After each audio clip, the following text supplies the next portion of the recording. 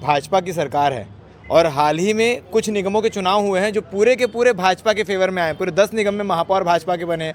तो एक काफ़ी टफ चैलेंज है। कैसे उस चैलेंज से कांग्रेस पार्टी लड़ेगी? तो वो 2020-21 का फासला था आप लोग के बीच में? लोगों के बीच में 5 वोट का फासला था। 5 वोट। पहली और मैं 1 वोट से जीती हूँ। और एक वोट से? 1 वोट से जीती। लोगों की तरफ से ऐसे क्या तथ्य रखे गए कि आज 3.5-4 साल बाद आप लोग की जीत हुई है आखिर को? जो भी उसके सक्षम अधिकारी होते हैं उनकी देखरेख में हुआ है। मेरा व्यक्तिगत या मेरे किसी आदमी द्वारा ऐसा कोई निर्णय दिया गया हो ऐसा तो है नहीं।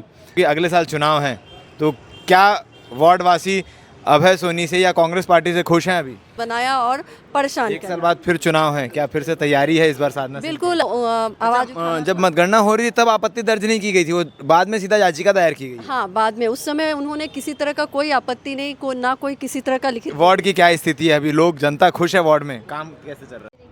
नगर पालिका निगम भिलाई का चुनाव 2021 में चुनाव होता है।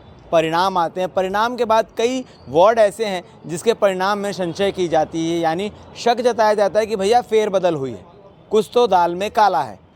अब इस वक्त जब हम खड़े हैं तो 2025 है, यानी 1 साल बाद फिर से चुनाव होने हैं। मगर देर आए दुरुस्त आए, आपने कहावत तो सुनी होगी। जिसपे घोटाले का आरोप लग रहा था, यानी जिस रिजल्ट पर, जिस परिणाम पर आरोप लग रहा था कि ये फेरबदल करके परिणाम लाया गया, उसका फैसला आ चुका है। और फैसला आया है जो पार्षद, जो मौजूदा पार्षद हैं जिनको जीत घोषित की गई थी, उनके पक्ष में। यानी दोनों कांग्रेस के पार्षद हमारे साथ मौजूद हैं। वार्ड 56 और वार्ड 64, ये दोनों वार्ड का पूरा मामला है, जिसमें एक में अभय सोनी, जिनके सामने उपासना साहू मौजूद थी, और दूसरा साधना सिंह, इनके सामने एक और प्रत्याशी मौजूद थी। क्या नाम था उनका? जयललिता। इनके बीच में द्वंद्व चल रहा था कि आखिर असल में वो सीट किसकी है। तो फैसला आ चुका है। बात करते हैं किस प्रकार से 4 साल लग गए इस पूरे चीज़ों को आने में। 4 साल लग चुके हैं अभय जी फैसला आने में। पहले तो मैं बतला दूं, मैं अभय सोनी, वार्ड 64 का निर्वाचित पार्षद। और अभी हम चुनाव के बाद में, मतगणना के पश्चात, हमारे जो प्रतिद्वंदी प्रत्याशी थे उनके द्वारा जो आरोप लगाया गया था, जिसके लिए हम न्यायालयीन प्रक्रिया से गुजर रहे थे विगत 3-3.5 वर्षों से, और उस प्रक्रिया से निकलने के बाद में हम वापस जीत के आए हैं। क्योंकि मुझे कानून पे भरोसा था, मुझे अपनी जनता पे भरोसा था, इसलिए हम वहाँ से निखर के आए हैं। और मैं इसलिए कानून का बहुत सम्मान करता हूँ, जनता का सम्मान करता हूँ। आपके सामने उपासना साहू मौजूद थी, जिनका दावा था कि जीत उनकी है मगर आपको सौंपी गई है। बिल्कुल सरासर गलत है। क्योंकि निर्वाचन प्रक्रिया जिस तरीके से चलती है, निर्वाचन प्रक्रिया में जो भी उसके पैरामीटर्स रहते हैं, जो भी उसके सक्षम अधिकारी होते हैं, उनकी देखरेख में हुआ है। मेरा व्यक्तिगत या मेरे किसी आदमी द्वारा ऐसा कोई निर्णय दिया गया हो ऐसा तो है नहीं। तो वो प्रक्रिया सतत चल रही थी। जहाँ पे मुझे ऐसा लगा कि कुछ उसमें, क्योंकि इस बार जो वो 2020-21 फासला था आप लोग के बीच में? लोगों के बीच में 5 वोट का फासला था। 5 वोट पहली बार, निर्णय आया था। हाँ 5 वोट से मेरी जीत हुई थी। उसी का मैंने पुनर्मतगणना करवाया था। उसी को लेके मैं फर्स्ट टाइम का पार्षद हूँ, प्रत्याशी भी। क्योंकि इसके पहले मैं भिलाई स्टील प्लांट में नौकरी करता था। आफ्टर रिटायरमेंट मैं फर्स्ट टाइम आया हूँ। तो थोड़ी बहुत जो भी जानकारी है मुझे चुनाव से संबंधित, उस जानकारी के हिसाब से मैंने वहाँ पे अपना विरोध दर्ज किया था और उसको मान्य किया गया और पुनर्मतगणना हुई।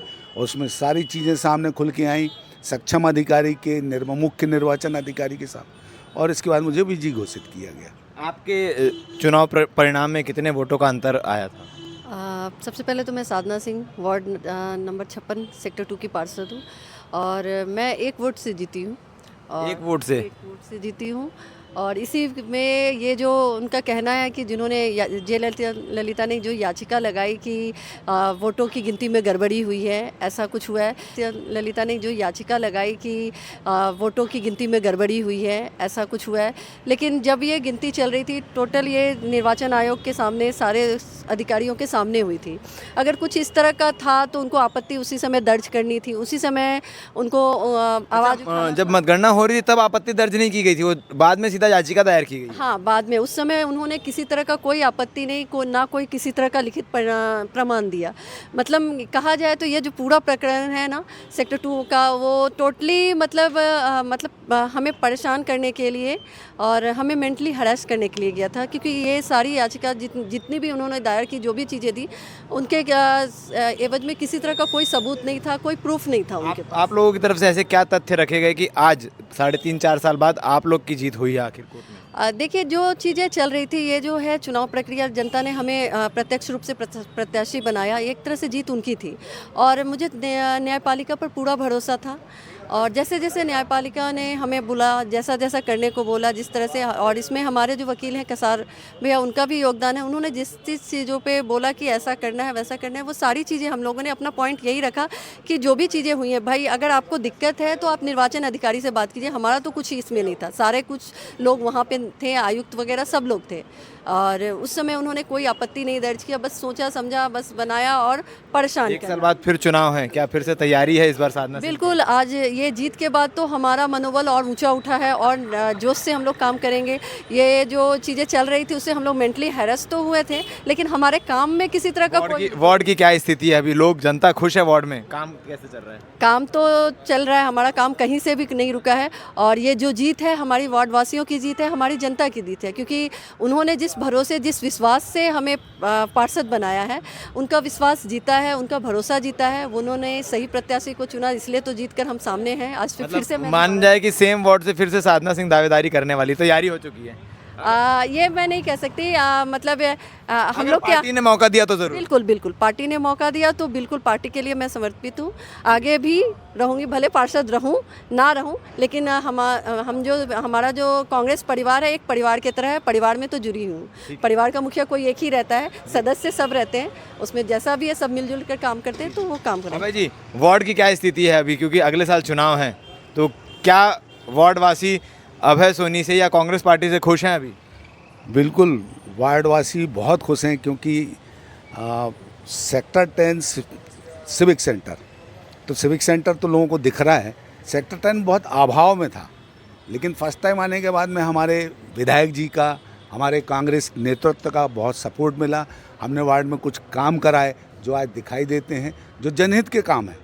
हमारे पास में ऐसे काम है कि जो लोगों से जुड़े हुए हैं, उनकी समस्याओं से, तो उनका जो फीडबैक आता है, उनका कहना है कि चलिए शुरुआत हुई है। अभी एक आखिरी सवाल लेना चाहूँगा कि जो राज्य में है भाजपा की सरकार है, और हाल ही में कुछ निगमों के चुनाव हुए हैं जो पूरे के पूरे भाजपा के फेवर में आए, पूरे 10 निगम में महापौर भाजपा के बने हैं, तो एक काफ़ी टफ चैलेंज है। कैसे उस चैलेंज से कांग्रेस पार्टी लड़ेगी, कैसे इस चैलेंज से बाहर निकलकर अपनी जीत दर्ज कराएगी?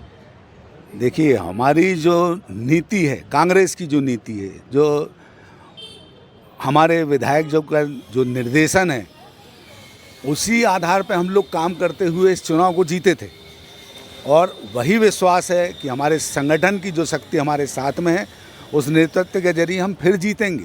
हमें पूरा यकीन है कि भिलाई विधान, आप ये कह रहे हैं कि जो 10 निकायों में कांग्रेस की हार मिली है, वो कहीं ना कहीं कांग्रेस के नेतृत्व की कमी थी या प्लानिंग की कमी थी? नहीं, ऐसा मैं ये नहीं बोल सकता। मेरा ये कहना है कि यहाँ नेतृत्व इतना सक्षम है कि हमें छोटी से छोटी चीज़ें, जनता से जुड़ी हुई समस्याओं के बारे में उनसे हमेशा निर्देश मिलते रहता है, तो हम भी उस तो थोड़े से सक्षम होते जा रहे हैं। तो ऐसा हर कोई है यहाँ पे, जितने भी पार्षद हैं उनमें थोड़ा सा एक जोश आया है, काम करने का जुनून बढ़ा है, क्योंकि हम अपने विधायक को देखते हैं, अपने संगठन को देखते हैं, हम अपने महापौर को देखते हैं, तो हमें पूरा यकीन है कि हम अपनी भरसक कोशिश कर रहे हैं कि हम ये फिर निकाय का चुनाव आने वाले समय में डेफिनेट जीतेंगे भिलाई से।